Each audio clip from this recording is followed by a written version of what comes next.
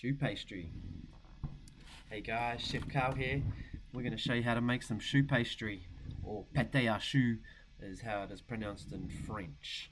Have a look, I've got my mise en place, my flour, my salt, sugar, butter, eggs, my water, got my spoon and a whisk, got a pot, bowl, sieve, piping bags.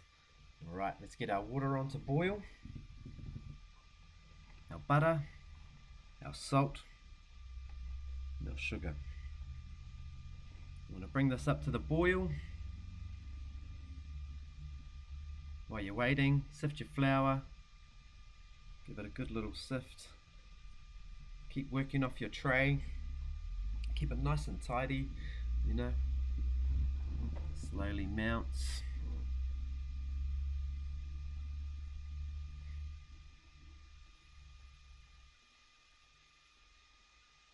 Right, it's just coming up to the boil now, so you just want to keep an eye on it.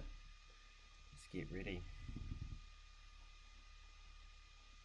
So you want to, once it's boiling, you want to return to a moderate heat and stir vigorously until the mixture leaves the base and the sides of the saucepan. That's what you call a panada. So as it's coming together now, keep stirring, keep stirring. This is the vigorously bit here. Here it comes, it keeps coming together.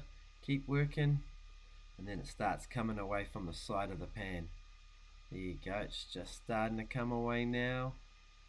Beautiful, that's it. And just leave it in there just for a little bit longer, just to make sure. Keep stirring it, and that's come up nice. Alright, let's pop that in a bowl, and we want to cool that down to about 50 degrees because we want to incorporate some eggs with it, and we don't want it too hot, so that's going to overcoagulate our eggs.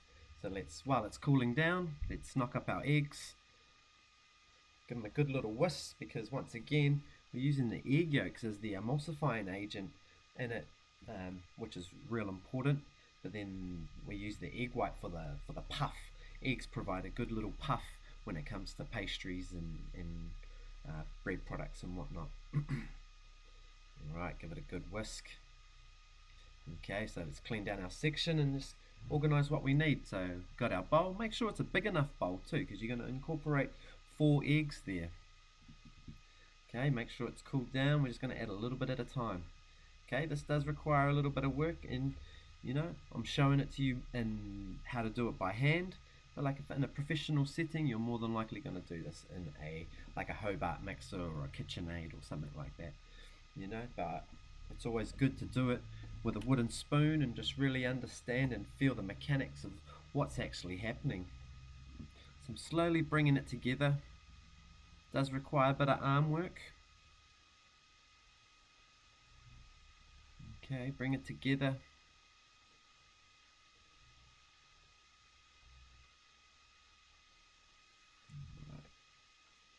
Got to put a little bit in at a time, because if you put too much in, it really does slip and slide around the bowl, and it does become quite a challenge to bring together.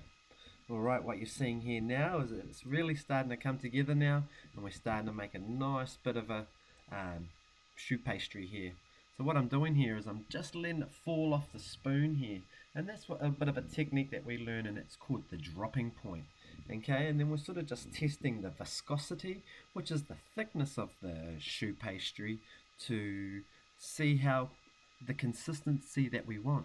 If it's too runny, then we haven't got a good dropping point. If it's too stiff, then it's not going to puff well. So we want to be able to get a good, it's slowly getting there. See, that's fallen off the spoon just a little bit quicker. Okay, so keep adding a little bit more eggs. Sometimes, depending on the size of the eggs as well, whether or not you need to add a little bit more or a little bit less. Okay, that's coming together real nice. See how it's a lot sort of softer than it was just before my first dropping point, and that one's there's coming off nicely. Look at that. Nice. Okay, it's still nice and firm, it's emulsified well. It's good. Alright, time to pipe the eclairs and the profiteroles. Let's get our rubber spatula, clean off any excess off our wooden spoon, because we want to be able to make as many as we can, because more than likely we're going to get ourselves a few casualties, and it's always good to have a couple of extras. That's why it's called a baker's dozen. You always make 13 to test one, and then you can serve a dozen. Alright, as we're preparing our piping bag, we fold over the top bit so we don't get it all messy, and then just scoop little bits at a time. We're just going to fire that in and then squeeze. Nice. Okay, nice and clean. Open it up, squeeze it, slide it off your rubber spatula. Okay, squeeze the end of your piping bag, give it a bit of a twist so you're creating a bit of pressure, a bit of tension, but not so much that it's firing out, just enough that you're ready to pipe. Okay, I've got all the stuff that I need. I could use baking paper if I wanted to, or if you don't have baking paper, good old bit of spray oil. Give it a spray, and then we're going to dust it with a bit of flour. So this is the real old school way of doing it. We didn't have baking paper 100 years ago, so chefs were around and we had to do correct techniques like this. This is good, saves the trees as well. Give it a good dust out. Alright, ready to go. Nicely dusted. So what I want to do, I want to try and find a consistent length that I'm looking for. So I'm using my plastic scraper here, and then I'm just going to mark some lines with my fingers, just run it along.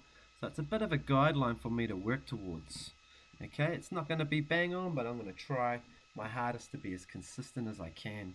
So this is a real good practice. If you're using baking paper, well then just get a little pencil and a ruler and you can scribble up a little stencil on it as well. Alright, let's start piping. See how I'm squeezing with my right hand and guiding with my left hand, nice and straight. Okay. Make sure you have a little ramekin of water there too, just so if you need to flick the little end off, sometimes it sticks and it's just a little bit annoying. So you just got to use a little bit of water and it just stops that you can maneuver your choux pastry a little bit more safely without getting dirty fingers and stuff. Alright, so as we go, we pipe.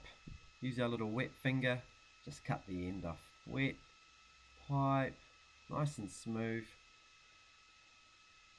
And then we say, look at that, nice, straight, consistent choux eclairs.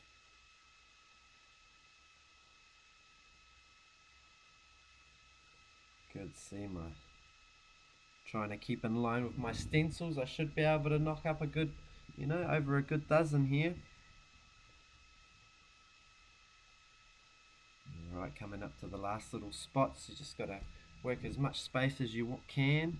You want to be as efficient as you can. I wasn't 100%, but I thought I was pretty good.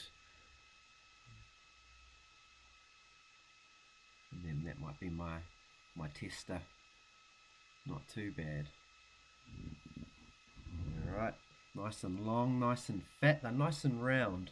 That's what we want. Okay, we want to give it a quick little glaze so we get a nice little shine on our eclairs. Brush them up.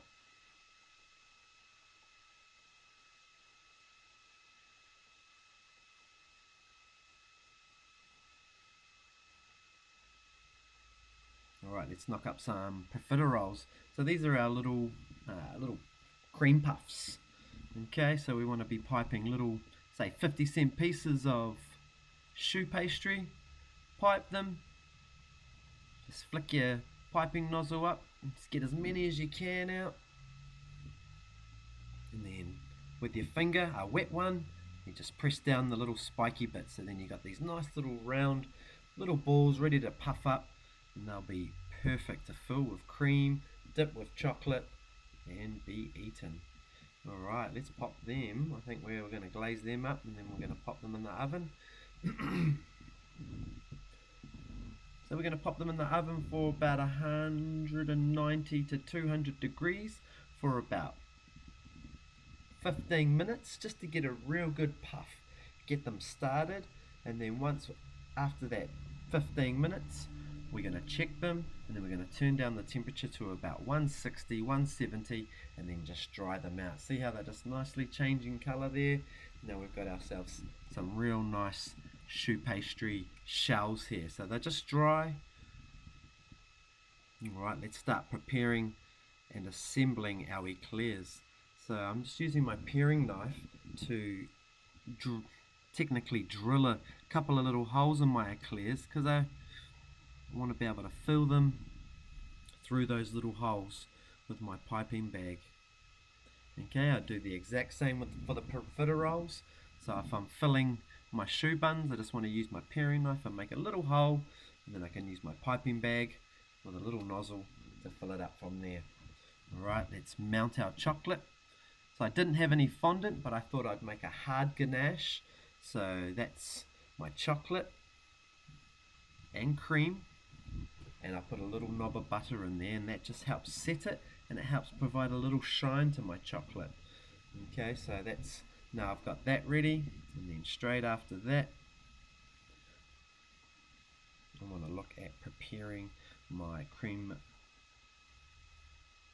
for my eclairs. Have a look at there, nice and shiny, silky, smooth. I can dip my eclairs in there nicely. It's not going to be too hard. Okay, if it does cool down, just give it a little warm through in the microwave. Alright, let's whip up our cream, pastry cream for our eclairs. So we're going to soft whip some cream, and then I've got a little bit of creme pâtissière just to the left, and then I'm going to slowly fold in the whipped cream into the creme pâtissière to really lighten it. The creme pâtissière helps stabilize the cream. Due to like cream products, if you whip it after a couple of hours, sometimes it can start to separate. So if you don't use a little bit of a custard to help stabilize the cream, you could end up having a soggy eclair. Alright, so I like to fold it in 3 at a time. Usually the first time I start folding in, I have to be quite firm and give it a firm fold, and then I just try and get lighter and lighter as I go. Alright, we're going to use the same technique of filling the piping bag, but we're just going to use a skinny, finer nozzle. So then I'm going to be able to pipe it through those little holes that I made prior. I've got all my assembly all ready. I've got my piping bag of pastry cream, I got my chocolate, and I got a tray where I'm about to pop it on. I'd either use a nice tray like that, or like a cake rack, which is good.